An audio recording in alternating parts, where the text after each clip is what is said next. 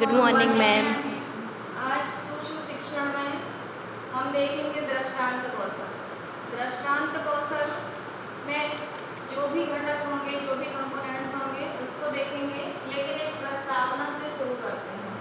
प्रस्तावना में दृष्टांत कौशल देखेंगे कि कभी कभी क्या होता है, कई बार किसी भी छात्रों का कोई सा भी विषय समझाना थोड़ा कठिन पड़ जाता है। जैसे डायरेक्ट आप व्याख्या करते हैं तो उनको समझ में नहीं आता, लेकिन आप कोई चित्र द्वारा, कोई मॉडल द्वारा, है ना, कोई ऐसी चीज़ें जो वास्तविक तक छात्रों को ले जाना मुमकिन ना हो, ऐसी कृत्रिम चीज़ें हम क्लास में लाते हैं और उसके अनुसार सब्जेक्टों को, विषय को पढ़ाया जाता है, समझाया जाता है। ठीक है, तो आज अपना स्किल कौन सा है? दृष्टांत कौशल। इसके लिए दृष्टांत कौशल में देखेंगे, दृष्टांत कौशल में दृष्टांत कौशल के दो रूप बताए गए हैं।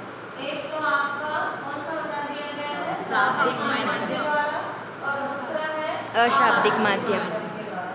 शाब्दिक माध्यम में देखें आगमन विधि। Yes ma'am. आगमन विधि और निगमन विधि। तो आगमन विधि समझेंगे कि शाब्दिक माध्यम में आगमन विधि क्या है। इसको शाब्दिक माध्यम में आगमन विधि में बताया है। बहुत ध्यान से सुनेंगे, चाहे तो आप नोट भी कर सकते हैं, लिख भी सकते हैं। ठीक है, तो ये जो आपकी आगमन विधि है, इसमें आप किसी भी पाठ या लेसन को पढ़ाते हैं। ठीक है, आगमन विधि में क्या है, आप किसी भी पाठ या लेसन को पढ़ाते समय पहले बच्चों को उनके पाठ का क्या करें, उनके पाठ से संबंधित, उनके लेसन से संबंधित आप पहले उनको उदाहरण द्वारा समझाएं, है ना, और उदाहरण के बाद आप क्या करें, उस पाठ को पढ़ाएं।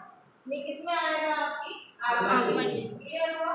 जब भी आप कोई सा भी पाठ शुरू करते हैं बच्चों को पढ़ाने के लिए, तो पहले आप उस पाठ से संबंधित उदाहरण के साथ कोई कहानी, कविता, कोई सी घटना, कोई से प्रसंग, है ना, ये पहले आप बच्चों को बताएं। लेकिन वो किससे संबंधित होना चाहिए? जो पाठ, जो लेसन आप पढ़ा रहे हैं उससे संबंधित होना चाहिए। उसके बाद आपको क्या करना है, आपके लेसन या पाठ की शुरुआत करना है पढ़ाने के लिए। ये क्लियर हुई सभी की आगमन विधि? Yes ma'am. आगे निगमन विधि। निगमन विधि में क्या बताया है कि पहले आप कोई सा भी लेसन या पाठ शुरू कर रहे हैं, तो उस पाठ या लेसन का एक पैराग्राफ, दो पैराग्राफ, जितना मतलब एक सारांश तक थोड़ा सा पहुंच जाए, वहां तक आप निगमन विधि का पहले पाठ पढ़ा लें, लेसन पढ़ा लें, और उसके बाद आप उसके नियम बताएं। यानी सही पहले नियम बताते हैं। नियम कैसे बताते हैं? जैसे फिजिक्स का सब्जेक्ट है, आपका केमिस्ट्री है या जीव विज्ञान के विषय हैं, इस तरह सामाजिक विज्ञान, भूगोल है, इस तरह में आप क्या कर दो, पहले आप क्या करो, पहले उस पार्ट को पढ़ा दो, एक कंसेप्ट क्लियर कर दो, और उस कंसेप्ट को क्लियर करने के बाद फिर उसके बाद उदाहरण बताओ। ठीक, इसका उल्टा है। आगमन में क्या करना है आपको? पहले उदाहरण देना है। Yes ma'am. पाठ से संबंधित उदाहरण बताना, फिर पाठ पढ़ाना, फिर लेसन बनाना। और इसमें क्या करना है? पहले नियम बताना है, फिर उदाहरण बताना है। तो ये आगमन विधि और निगमन विधि, ये क्लियर हो गई? Yes ma'am. ये अधिकतर ये आगमन और निगमन विधि का प्रयोग अधिकतर किन किन सब्जेक्टों में होता है? जैसे हिंदी के व्याकरण में विधियों का अधिकतर उपयोग होता है आगमन और निगमन विधि का। आपकी फिजिक्स है, केमिस्ट्री है और विज्ञान जैसे सब्जेक्टों में इन विधियों का हम प्रयोग करते हैं। क्लियर हुआ? अच्छे से क्लियर होगी दोनों? Yes ma'am. अब तो ये दोनों विधि जो थी आपकी, आगमन विधि और निगमन विधि, ये आपके दृष्टांत कौशल के, है ना, प्रथम आ वर्ग में किसके माध्यम में आती है? शाब्दिक माध्यम। ठीक है, यस मैम। शाब्दिक माध्यम का मतलब ये है कि आपको कोई सा भी लेसन यदि आप दृष्टांत कौशल के अंतर्गत पढ़ा रहे हैं, तो आपको कोई सा भी लेसन में इन विधियों का उपयोग करना होगा। ओके। अब आ जाए यहाँ पर। Yes ma'am. यहाँ पर देखें, यहाँ पर है जैसे आपका अशाब्दिक माध्यम। अशाब्दिक माध्यम में आती है वास्तविक वस्तुएं, मॉडल, चित्र, मानचित्र और प्रायोगिक प्रदर्शन। ये अशाब्दिक माध्यम का क्या होता है?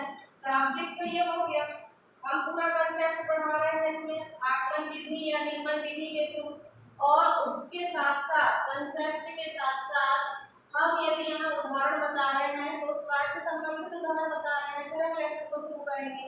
यहाँ पे पहले आपको कंसेप्ट पढ़ा दिया जाएगा, उसके बाद नियम बताए जाएंगे, ये सब तो चल ही रहा है। इसके साथ साथ अशाब्दिक माध्यम भी चलेगा अपना। तो अशाब्दिक माध्यम में हम क्या करेंगे, जैसे मान लीजिए विज्ञान में हमें प्रकाश संश्लेषण की क्रिया पढ़ाना, ठीक है।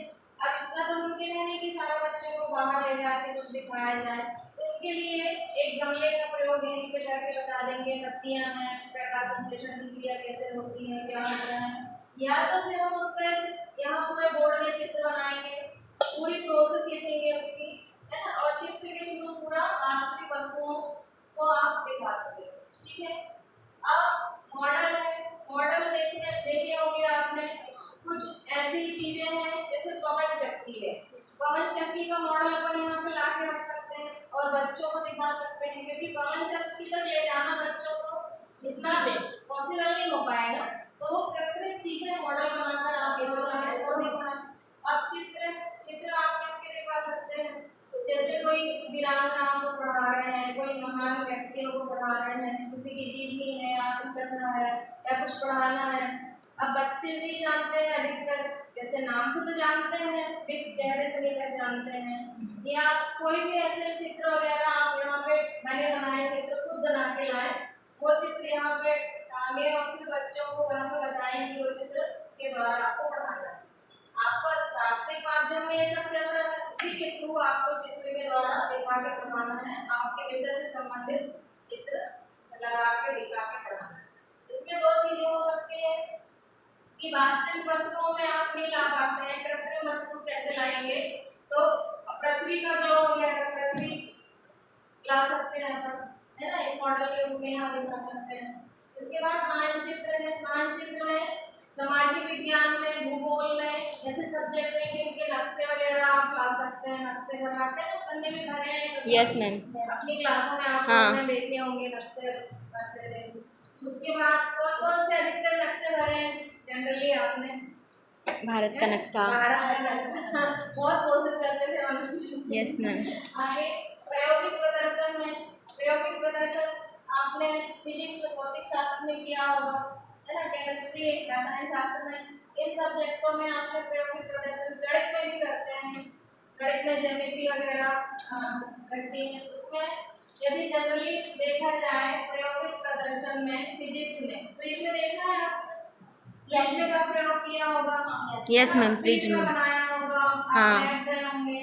फिर उसके बाद रसायन शास्त्र में भी बहुत सारे वो लिटमस पेपर वाला, यूज किए होंगे, थोड़े थोड़े भी होंगे। यस ये मैम। सब किसके अंतर्गत आते हैं? प्रायोगिक प्रदर्शन। और प्रायोगिक प्रदर्शन में गणित में कुछ कोण बनाए होंगे आपने, उसके बहुत सारे टूल्स होंगे, उसके थ्रू सब किया होगा। यस तो मैम, ये सारी चीजें किसमें आ जाती हैं? प्रायोगिक प्रदर्शन। तो अशाब्दिक माध्यम का क्या है कि ये सारे सब्जेक्ट हमने देखे हुए हैं, समझे हुए हैं, लेकिन तो आते किसके अंतर्गत है? दृष्टांत कौशल। ये चीजें। अब दृष्टांत का अर्थ क्या होता है ना, जैसे डायरेक्ट आपसे जनरली हमको तो पता है कि ये सब चीजें आती हैं, इसके अंतर्गत आती है दृष्टांत कौशल के अंतर्गत शाब्दिक माध्यम आता है, शाब्दिक माध्यम में आगमन विधि आती है, निगमन विधि आती है, ठीक है। इसके बाद अशाब्दिक माध्यम में वास्तविक वस्तुएं, मॉडल, चित्र, मानचित्र, प्रायोगिक प्रदर्शन। लेकिन अब जैसे डायरेक्ट आपसे कभी कोई ऐसा पूछ ले कि दृष्टांत किसको कहते हैं, तो आप समझने के लिए खुद भी एक नॉलेज के लिए आपको बनना चाहिए, बोलते आना चाहिए कि दृष्टांत का अर्थ क्या होता है? चित्रण समझना, लेकर आना और उस पाठ से संबंधित चित्र हो बच्चों को समझाना, और उसके बाद स्पष्ट करना, पाठ को चित्रों के द्वारा स्पष्ट करना, क्योंकि पाठ से संबंधित ही चित्र लेकर आएंगे आप, या नई चित्र लेकर आते हैं तो बोर्ड में बना के दिखाइए, ठीक है। इसके बाद उदाहरण देना, ठीक है। आप उसी पाठ, उसी लेसन से संबंधित जो पाठ जो लेसन पढ़ा रहे हैं उसी से संबंधित आप उदाहरण देंगे। उदाहरण में आप कहानी, किस्सा, महान जीवनियाँ कुछ भी बता सकते हैं उदाहरण, लेकिन वो संबंधित होना चाहिए आपके लेसन या पाठ से। इसके बाद सचित्र बनाना। सचित्र बनाना, आप चित्र बनाते जाएं, पढ़ाते जाएं बच्चों को, ऐसा भी कर सकते हैं। इसके बाद मिसाल देना, जैसे पढ़ाते पढ़ाते आप किसी महान व्यक्तियों की मिसाल दे सकते हैं कि उन्होंने ऐसा किया था तो आज वो इतने ऊंचे पद पर पहुंचे, या उन्होंने इतने संघर्ष के बाद। अभी आपने कुछ ज्योति फूले का नाम नहीं सुना होगा, वो अपने पूरे महिला पहली प्रथम शिक्षिका थी वो महाराष्ट्र में। उन्होंने बहुत संघर्ष किए थे और उसके बाद वो जाके शिक्षिका बनी थी। महाराष्ट्र में पहली शिक्षिका थी वो पूरे अपने भारत के अंदर। तो ये चीज़ें उनकी मिसाल दे सकते हैं आप आगे कि जब वो बन सकती है तो अपन तो बहुत अच्छे फ्रीडम माहौल में जी रहे हैं, तो अपन क्यों नहीं बन सकते। Yes ma'am. ये सारी चीज़ें किसमें आ जाती है, दृष्टांत कौशल। तो इतना क्लियर हो गया दृष्टांत कौशल। Yes ma'am. इसके बाद हम इसके कंपोनेंट्स पढ़ेंगे, ठीक है जी मैम। Thank you ma'am.